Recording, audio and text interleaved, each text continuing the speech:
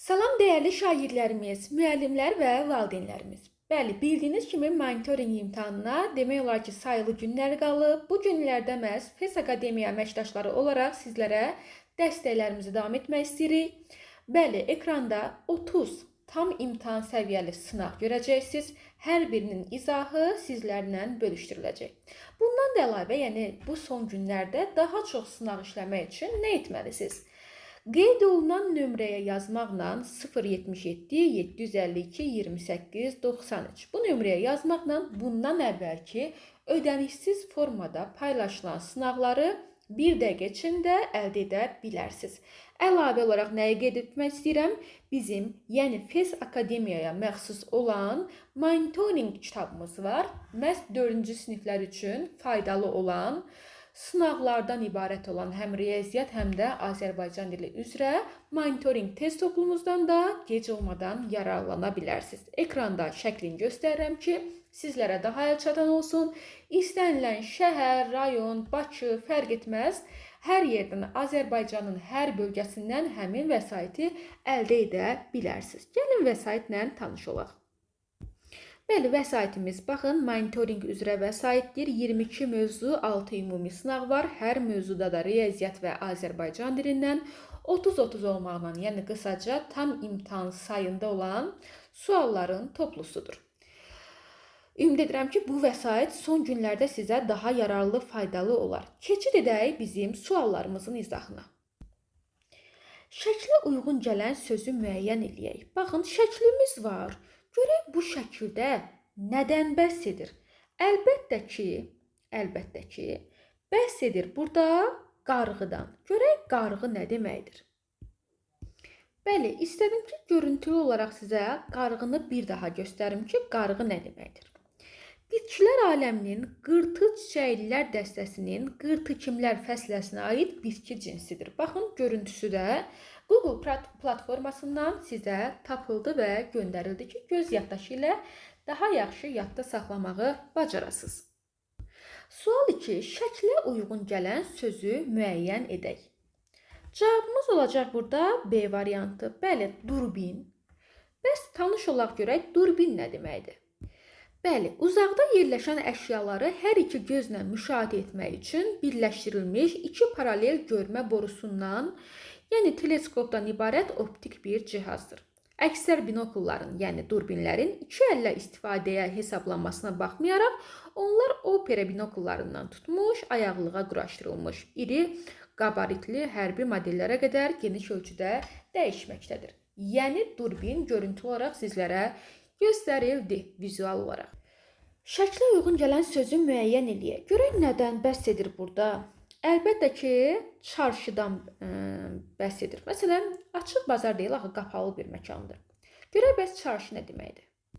Bəli, baxın, qapalı çarşı mənasında əsasən də Türkiyədə məşhurdur bu tip deyimlər, bu tip məkanlar, qapalı çarşı mənasında.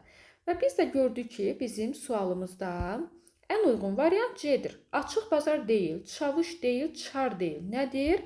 Çarşı sayılır. Dəyərli şagirdlərimiz, bizim eyni zamanda ödənişsiz WhatsApp qruplarımız da var, hansı ki, imtahan gününə qədər sizlərə dəstək olmaq məqsədi ilə həmin qruplar yaradılıb. Həm ödənişsiz WhatsApp qrupu, həm ödənişsiz WhatsApp kanalı, həm ödənişsiz Instagram hesabı, bunların hər biri üçün eləcə də bugünə qədər həmin ödənişsiz qruplarda qaçırdığınız ödənişsiz sınaqları əldə etmək üçün 077 752 28 93 menecer nömrəsinə WhatsApp-dan yaza bilərsiniz. Qruplar ödənişli deyil, məhz ödənişsiz formatda fəaliyyət göstərir. Sual 3-dən davam edək. Sualımız mətnlə bağlı tapşırıqdır. Birdən çayda böyük bir balıq torumuzu qırsa və tilovumuzu aparsa nə edərik? Qardaşım Samir bazar günü səhər yeməyində soruşdu. Atam çayından bir qurtum alaraq, onda mən daha böyük bir tilov düzəldirəm, dedi. Mənim balıqçılıq və bərpa işlərindən yaxşı başım çıxır. Bugün dəqiq nə edəcəksiniz? Anam mənə və Samirə baxaraq soruşdu. Bəlkə kinoya gedək, Samir təklif etdi. Anam başını buladı. Hava çox gözəldir, evdə oturmayaq. Bəs karuselə getmək? Mən dilləndim. Bu həftə sonu əyləncə parkı üçün büdcə ayırmamışıq, Sara. Anam ciddi şəkildə bildirdi. Gəlin yaxınlıqdakı gölə balıq tutmağa gedək. Atam əllərini bir-birinə sürtərək dedi. Hə, Samirlə birlikdə qışqırdıq. Atam bütün gün ortanı göl kənarında balıq tutmaq üçün düşərgə qurmaqla məşğul oldu. Samirlə mən ona qurdları və qabları daşıyırdıq. Atam tilovu atmaq istəyəndə qarmağı öz köynəyinə keçirtdi, sonra yemi suya atarkən sürüşüb suya yıxıldı. Vedrədəki bütün qurdları isə otların üzərinə dağıtdı. Nəhayət hazırdır, ilk balığı gözləyək. Atam sudan çıxıb yaş paltarla elan etdi. Qurduğumuz tilov sahəsi biraz qəribə görünürdü. Atamın oturduğu stul palçığa batmışdı. Qəflətən atamın tilovu bərk dartıldı və atam müvazinətini itirib yenidən gölə tərəf yıxıldı. Ana, Samir qışqırdı. Yaxşıyam, atam sudan səsləndi. Anam maşından düşdü, göl kənarına gəldi. Başını buladı, yerdən tilovu götürüb sahildəki qayaya bərkitdi və Samirə baxaraq, Samir, toru gətir, balıq artıq qarmaqdadır, dedi. Çox keçmədi ki, böyük bir balıq sudan çıxarıldı. Ertəsi gün səhər yeməyində Samir soruşdu. Bəs bir gün göldə nəhəng bir dalğa qopsa və qayığımızı çevirsə nə olar? Hamımız atama tərəf baxdıq. Bu səhər heç üzmək həvəsində deyiləm. Atam qəzetini açaraq dodaqaltı cavab verdi. Anam güldü və hamımızı bərk-bərk qucaqladı. Mətndə atanın dediyi sözlərlə etdiyi hərəkətlər arasında bir təzad var. Buna əsasən atanın xarakteri haqqında hansı nəticəyə gəlmək olar? Belə deyə də ata demişdi ki, mən balıqçılıq işində mükəmmələm, professionalam, bu işi mənə buraxın. Amma dediyi ilə əməli üst-üstə gəlmədi. Ata elə ilk fürsətdə gölə yıxıldı. Deməli, təzadlıq, ziddiyyət, əkslik oradandır. Buna əsasən biz atanın xasiyyətini belə ortaya qoya bilərik. Ata özünə çox güvənən və optimist biridir. Yəni, xəyalpərəst biridir. Lakin praktiki işlərdə biraz bacarıqsızdır. Yəni, gerçək olan bir realist deyil də, optimist bir insandır. Optimist nəyə deyilir? Kim optimist sözünün izahını bizə açıqlayar? Ümumiyyətlə, pessimist var, optimist var, realist var. Bu sözlərin də hər ehtimal, mən onsuz da yazıram, siz də rəy bölməsinə videonu dayandırıb yaza bilərsiniz. Belə deyək də, hər zaman ən yaxşı nəticəni gözləyir, amma elə bir insandır ki, bu insan tədbirli deyil. Yəni, olacaqlara tədbirli yanaşmır. Elə bilir ki, bir balaca hansısa məharəti varsa, bitdi, bu iş onluqdur. Amma güvəndə deyil də işi. Yəni, mən ona tam olaraq bu tip insanlara güvənə bilmərəm. Yəni, bir növ belə deyək də, suyun dolu tərəfindən baxır. Boş tərəfindən baxmayan insanlar optimist insanlardır. Yəni, tez tələsik, həmənlidir deyib gedən insanlara deyilir. Cavabımız B variantı. Gələk 5-ə. Hekayənin sonunda ananın rolu və onun balığı tutmaq tərzi ailədəki dinamika haqqında bizə nə deyir? Bizə deyir ki, ana çətin və qarışıq vəziyyətlərdə sakit qalan, praktik və xilaskar roldadır. Yəni, belə deyək də, atanın tələsməyinin qurbanı olmur ana. Ana panikaya düşmür, bu çətin vəziyyətdə nə edim, oturur, düşünür və sakit qalır deyə xilaskar olmağı bacarır. Ata suya yıxılanda nə baş verdi? Ana tilovu qayaya bərkitdi. Bəli, baxın, mətndə bu haqda məlumat var ki, baxaq. Yerdən tilovu götürüb anamız və qayaya bərkidib. Samirə baxaraq, Samir, toru gətir, balıq artıq qarmaqdadır, dedi. Davam edək sual 7-yə. Bu hekayədə ata necə biri kimi görünür? Ata gülməli vəziyyətdə. Deyir, bu iş mənlidir, amma görürük ki, bu iş atalıq deyil. Elə bu işi ana bacardı. Ana atanı, belə deyək də, xilas etdi ki, bu vəziyyət, belə deyək də, sonlansın. Ailənin həftə sonu planı olaraq məhz balıq ovunu seçməsinin əsl səbəbi nə idi? Onların əlavə büdcəsi yox idi, büdcə ayıra bilmirdilər. Və nə edək, tam təmənnasız ödəniş olmadan, məbləğ sıfır olmaqla nə edə bilərik? Balıq ovuna gedə bilərik. Cavabımız bu səbəbdən olacaq C variantı. Bu səhər heç üzmək həvəsində deyiləm. Atam qəzetini açaraq dodaqaltı cavab verdi. Atanın bu cavabı onun hansı fərqinə varmağından xəbər verir? Gec olmadan ata anladı ki, dünənki hadisələrdən sonra öz peşəkarlığına biraz yumorla yanaşdı və yenidən suya yıxılmaq istəmədi. Düşündü ki, dünən mən səhv addım atdım, yəni tam da ehtiyatım yoxdur bu sahədə. Ona görə bugün də yıxıla bilərəm. Qoy gülüm keçim ki, bugün yıxılmaq istəmirəm. Yəni bugün məndən əl çəkin, mən istəmirəm balığı. Əgər mətndəki ata və ana obrazlarını müqayisə etsək, onların ortaq cəhəti hansı variant olar? Hər ikisi ailənin həftə sonunu maraqlı keçirməsini və uşaqların xoşbəxt olmasını istəyir. Bəli, nəticə etibarilə uşaqları əyləndirmək istəyirlər, ödəniş ödəmədən, yəni pul xərcləmədən maddiyyatın çıxmamağı ilə nə edə bilərlər? Yəni minimum məbləğ, heç məbləğ də yoxdur, balıq ovuna gedə bilərlər. Yəni maraqlı həftə sonu keçirmək üçün uşaqlarını düşünən valideynlərdir. Dəyərli şagirdlər, əziz valideynlər, bizim monitorinq vəsaitimizi gec olmadan alın, aldırın, tövsiyə edin. Hər yerdə, hər güşədə, hər məktəb və ofis ləvazimatları satışı olan yerlərdə bu toplumumuz var. 22 mövzu, 6 ümumi sınaq tam da imtahan səviyyəlidir. Bunu alın, aldırın, tövsiyəmiz budur.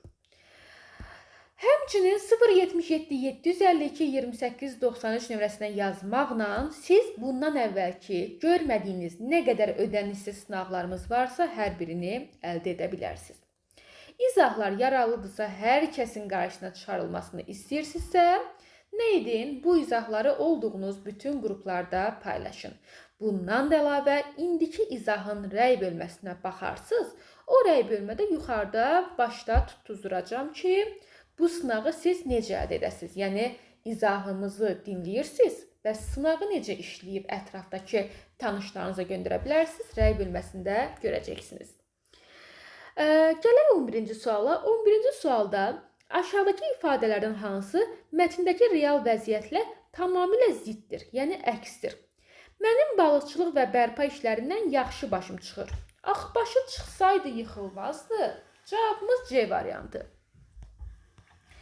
Gələk növbəti suala. Baxaq, mətndəki hadisələrin zamanı və məkanı ilə bağlı hansı fikir doğrudur? Hadisələr eyni evin daxilində. Elə bil ki, ailə hər 2 gün dalbadal səhər yeməyində toplaşıblar evə. Eyni evdədir, amma 2 fərqli gündədir. Bugün oldu, yıxıldı ata, növbəti gün təzədən yeni gündə yeni bir hadisəyə başlayacaqdı. O səbəbdən cavabımız B variantı. 2 fərqli gün, amma eyni ev daxilində. Yəni, səhər yeməyini evdə yeyiblər də, çöldə yeməyiblər. Müəllif atanın gölə yıxılma səhnələrini təsvir edərkən oxucuda acıma və ya qorxu hissi deyil, yumor və gülüş hissi yarada bilmişdir. Müəllif bu effekti hansı bədii üsulla bu effektə nail olub? Cavabımız olacaq burada B variantı. Görək niyə B-dir? Atanın hər dəfə sudan çıxanda heç bir şey olmamış kimi iddialı və sakit danışmasını təsvir edib.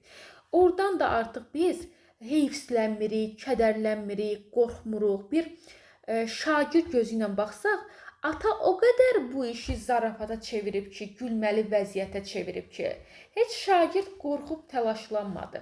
Elə müəllif də bax bunu göstərmək istəyirdi ki, heç bir qəti qorxusu yoxdur.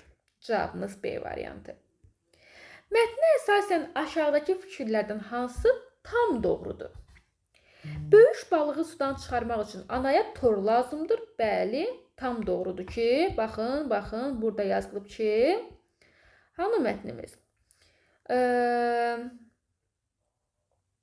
Baxaq. Samir, toru gətir, balıq artıq qarmaqdadır. Baxın, bu hissəyə görə tamamilə doğru olan fikir odur ki, anaya balığı sudan çıxarmaq üçün mütləq şəkildə tor lazımdır. Ailə balıq ovuna şənbə yox, bazar günü gedib. Atanın köynəyinə ilişən qarmağı ana çıxartmışdır. Xeyr. Göl kənarındakı düşərgəni Samillə Sara birlikdə qurmuşdur. Xeyr. Tam doğru cavab D variantıdır. Bu həftə sonu əyləncə parkı üçün büdcə ayırmamışıq. Sara, anam ciddi şəkildə bildirdi. Mətndə ananın bu fikri ciddi şəkildə bildirməsi onun xarakterinin hansı tərəfini üzə çıxarır? Əlbəttə ki, ana tədbirlidir. Ana evin maliyyə və idarə etmə işlərinə məsuliyyətlə və nizamla yanaşmışdır. Ata göl kənarında kilolu suya atmaq istəyərkən ard-arda hansı 3 uğursuz hadisə baş verir? Bəli, həmin sualımız, 16-cı sualımız açıq sualdır. Şagird öz fikrini yazmalıdır ki, görək ata tilovu atmaq istəyəndə hansı 3 uğursuz hadisə ilə üzləşib. Hadisə 1. Qarmaq köynəyinə keçib. Hadisə 2. Yemi suya atarkən ata sürüşüb suya yıxılıb. Hadisə 3. Vedrədəki bütün qurdlar otların üzərinə dağılıb. Cavabımız qeyd olunub. Bunları da açıq sual kimi qeyd edərsiniz. Dəyərli şagirdlər, izahlar yaralıdırsa bəyənməyi, ətrafınızdakı bu sahə üzrə hazırlaşan şagirdləri təlimatlandırmağı unutmayın. Yəni, WhatsApp qruplarımızı, WhatsApp kanallarımızı həmin şagirdlərə paylaşa bilərsiniz, şagirdlərlə paylaşa bilərsiniz. Həmçinin bizim monitorinq vəsaitlərimizi əldə edə bilərsiniz. Bizim ümumiyyətlə mətn toplumumuz da var. Məhz şagirdlər üçün nəzərdə tutulan mətn toplusudur. O toplumda əldə edə bilərsiniz.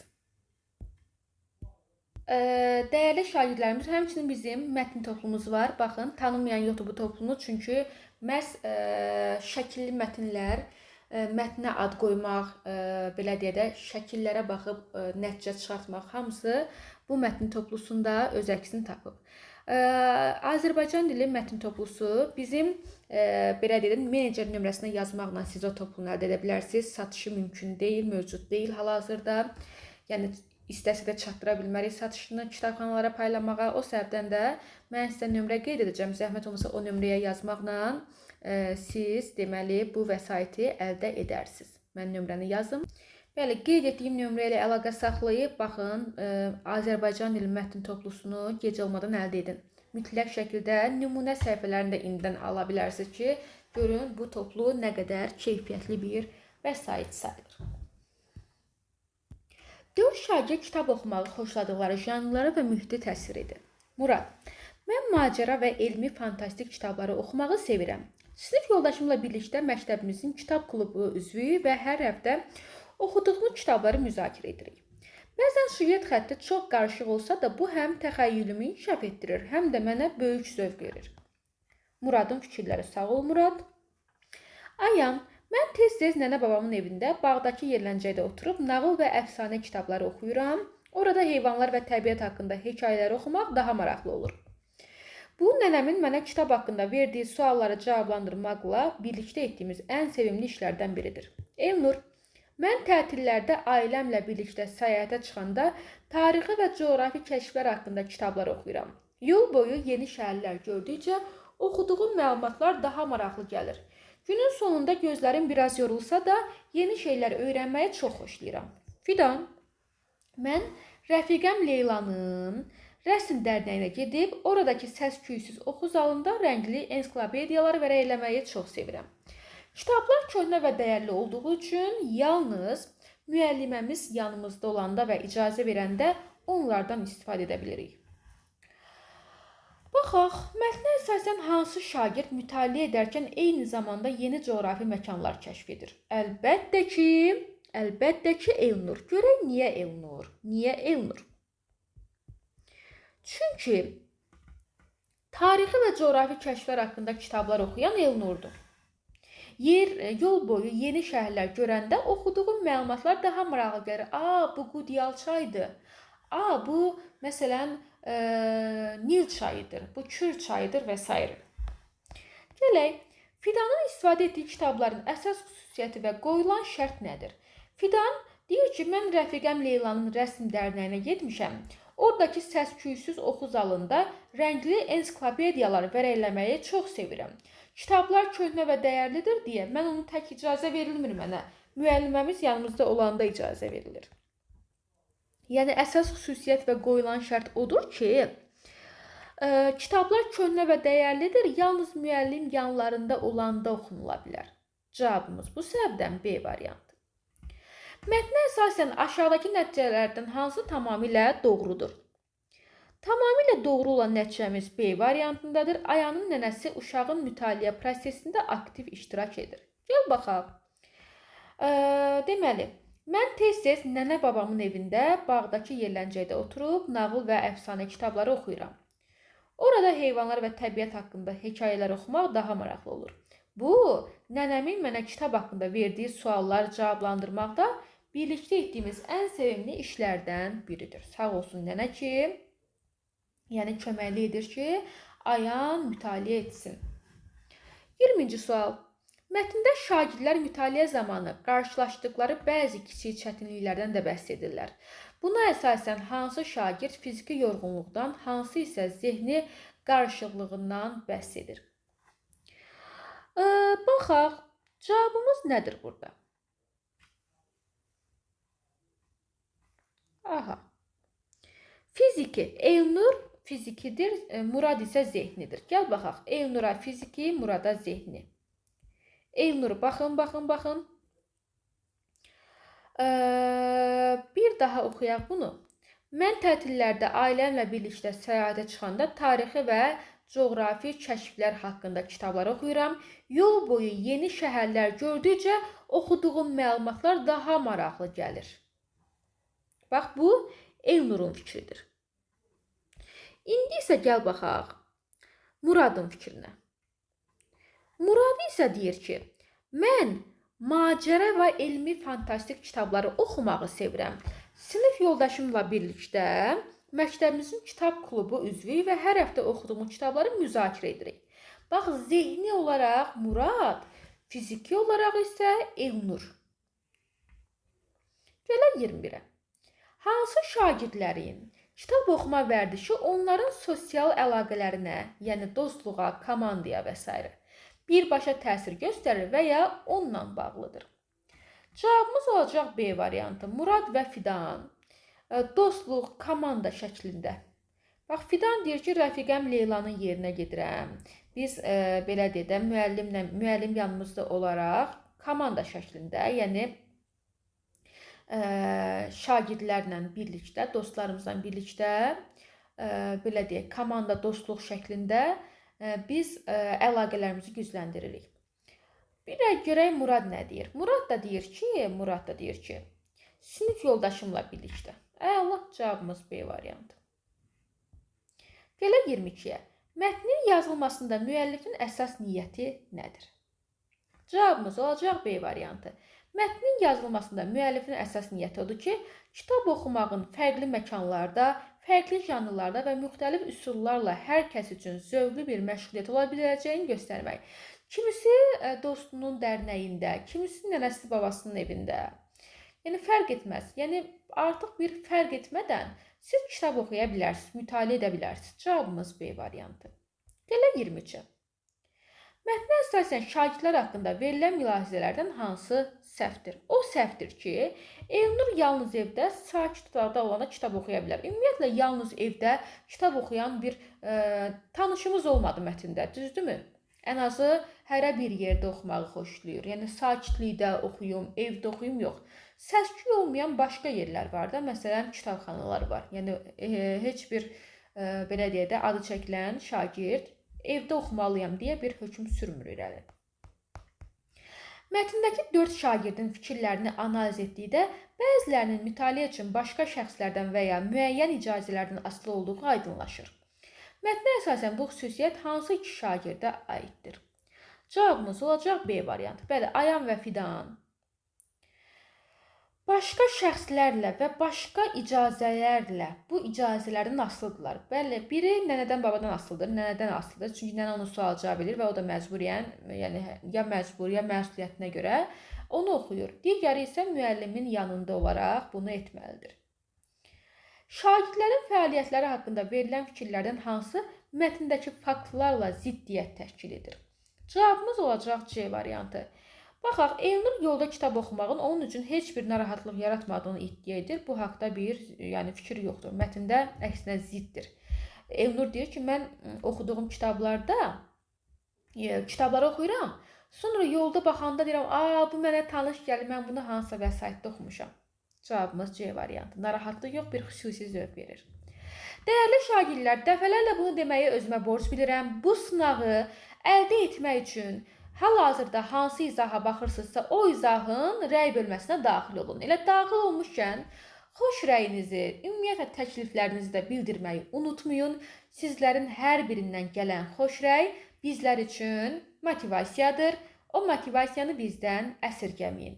Bundan da əlavə, bizim indiyə qədər saysız hesabsız, ödənişsiz sınaqlarımız, ödənişsiz hesablarımız var. Instagram olsun, WhatsApp-da olsun, fərq etməz. Həmin hesablara daxil olub elə anında ödənişsiz məlumatlardan, ümumiyyətlə son qərarlardan, məlumatlardan xəbərdar olmaq üçün 077 752 28 93 nömrəsinə yaza bilərsiniz. Bunlardan da əlavə bizim tam monitoring səviyyəli, bax, ümumiyyətlə kursumuza aid olan vəsaitlər bunlardır. Amma sizə lazım olan, monitoringə lazım olan vəsaitlər mətnlər üçün sol tərəfdəki mavi üzlü mətin toplusu dondurmalı, tam mövsümünə uyğun. Sağ tərəfdə isə 22 mövzu 6 ümumi sınağı olmaqla həm riyaziyyat, həm də Azərbaycan dilindən 30-30 suallar əldə etmək imkanınız var. Sol küncdə olan kitabımız hal-hazırda vaxt məhdudiyyətinə görə bildiyiniz kimi bizim vəsaitimiz tam imtahan səviyyəsindədir. Vaxt məhdudiyyətinə görə orada mətnlər baxanda o mətndə nədən söhbət getdiyini, yəni ən son yeni çıxan qaydaya əsasən hazırlanıb deyə hal-hazırda onu biz kitabxanalara paylasaq belə sizə lazım olan vaxtda sizin əlinizdə olmayacaq. O səbəbdən də biz nə etdik? 077 314 06 06 nömrəsini sizlərin hüzuruna, xidmətinə buraxdıq. Yazın o qruplar nömrəyə və sizə bu kitabı ya poçtla, ya şəhər daxili çatdırma etsinlər. Sağ küncdə olan toplumumuz isə monitoring vəsaitidir. Onu isə siz istənilən yerdən əldə edə bilərsiniz. Sağ küncdə olan vəsaitimiz daha çox məşhurdur, çünki hər yerdə var. Yəni, ərinmədən, usanmadan, bezmədən sənə yaxın olan məktəb və ofis ilə bazimatı satışı olan yerdən əldə edə bilərsiniz. Tam əminliklə sizə qarantiya verirəm ki, bizim vəsaitlər hamısı tam imtahan səviyyəli olan vəsaitlərdir. Bunu biz yox, ətrafınızda ən azı bir nəfər də olsa bu vəsaiti əldə edibsə, ona yazaraq bizim vəsaitin keyfiyyətini soruşa bilərsiniz. Qayda kitabı yuxarıdadır. Ümumiyyətlə, təkcə monitoring yox, artıq siz 5-ci sinifə qədəmlərinizi qoyacaqsınız. Bizim bütün vəsaitlərimiz demək olar ki, sizlərə yararlı, faydalı vəsaitlərdən sayılır. Belə, davam edək suallarımıza. 26. Mətndə özünün şəxsi zövqünü və inkişafını düşünməklə bərabər həm də təhlükəsizlik və qaydalara tabe olmaq məsuliyyətini ən çox vurğulayan şagird kimdir? Ən çox vurğulayan Fidandır. Çünki Fidan deyir ki, bax görürsən, mən deyirəm ki, kitablar o qədər köhnə və dəyərlidir ki, yalnız müəllimimiz yanımızda olanda icazəmiz var. Yoxsa əks halda əlbəttə ki, çox yaxşı qaydadır ki, əks halda o kitab dəyərini itirir, axı cırılar, itər və s. O problemlər olmasın deyə xüsusi nəzarət altında həmin kitablar şagirdlərə verilir. Şagirdlərin nitqində istifadə olunan ifadələrdən hansı onların etdiklərini işdən mütləq şəkildə fəxr etdiklərini və emosional bağlılıqlarını göstərir. Bəli, variantımız B variantı. Ayan, bu nənə babamla etdiyim ən sevdiyim işlərdən biridir. Baxın, şagirdin nitqində istifadə olunan ifadələrdən bu ifadədir ki, onların etdikləri işdən mütləq şəkildə fəxr etdiklərini, özü qürur duyur ki, mən nənəmlə babamın yanında telefonla da oynaya bilərəm, amma telefonla oynamıram, ən sevdiyim işim odur ki, onlar məni sual cavab edirlər. Sual 28. Fidan və rəfiqəsi Leyla nə üçün kitabları sərbəst şəkildə istədikləri vaxt vərəqləyə bilmirlər? Çünki kitablar köhnədir, dəyərlidir. Bu səbəbdən də onları qorumaq məqsədindədirlər. Cavabımız 28-də olacaq, B variantı. Sual 29. 4 şagirdin hər birinin fikirlərindəki ən əsas ortaq cəhət odur ki, kitab oxuma fəaliyyətinin onlara xoş ovqat, zövq və ya yeni məlumat qazandırmasıdır. Bəli, bu səbəbdən də onların hər biri müxtəlif belə deyək də situasiyaları var ki, müxtəlif belə deyək də yanaşmaları, müxtəlif şəraitləri var, amma nəticə etibarilə onlar oxuduqları zaman xoş ovqatları, zövq alırlar, yeni məlumat qazanırlar. Hamısını ortaq edən qərar bax bu qərardır. Gələk sual 30-a. Hansı iki şagird kitab oxumaq üçün açıq havadan istifadə edirlər? Ayanımız, bir də Elnurumuz açıq havadan istifadə edir. Gəlin görək düzmü dedik, bəlkə səhv deyirik. Ayan və Elnuru tapaq. Bax, Elnur tətillərdə ailəsi ilə birlikdə səyahətə çıxanda tarixi və coğrafi kəşflər haqqında açıq havada eləyir. Ayanımız da deyir ki, nənəmizin, babamızın evində bağdakı yerləncəkdə. Amma məsələn, Murad kluba gedir. Daha sonra Fidan dərnəyə gedir. Açıq havada olan Ayanımız və Elnurumuzdur. Əziz dəyərli şagirdlər, valideynlərimiz, müəllimlərimiz, ümid edirəm ki, imtahanda üzünüz gülər, alnı açıq, üzü ağ şəkildə bu imtahanı da sağ-salamat bitirə biləsiniz. Onun üçün də bizim ödənişsiz materiallarımızdan yararlansanız daha çox biz də şad olarıq, həm də rahat olaraq ki, müəllimlərimiz gecə olmadan bizim vəsaitlərimizdən yararlana bildilər. Həm də qeyd etdiyim kimi bizim kitablarımızı əldə edə bilərsiniz bu qısa müddətdə. Kitabda ola bilər də qısa müddət ərzində hansı sualınız varsa gəlib bizdən də soruşa bilərsiniz. Bu arada bizim sol küncdəki kitabımızın bütün izahları var. Yəni o izahları da 077 314 0606 nömrəsinə yazmaqla əldə edə bilərsiniz. Ümid edirəm ki, hər biriniz imtahanda layiqli bal toplayacaqsınız və bu uğurunuza görə belə deyək də, istəsəniz başda valideynləriniz olmaqla həm onlara təşəkkür edə bilərsiniz, həm də müəllimlərinizə eyni zamanda kursumuzun da əməkdaşlarınızla təşəkkür edə bilərsiniz. Sağ olun, növbəti izahlarda görüşmək ümidi ilə özünüzə yaxşı baxın.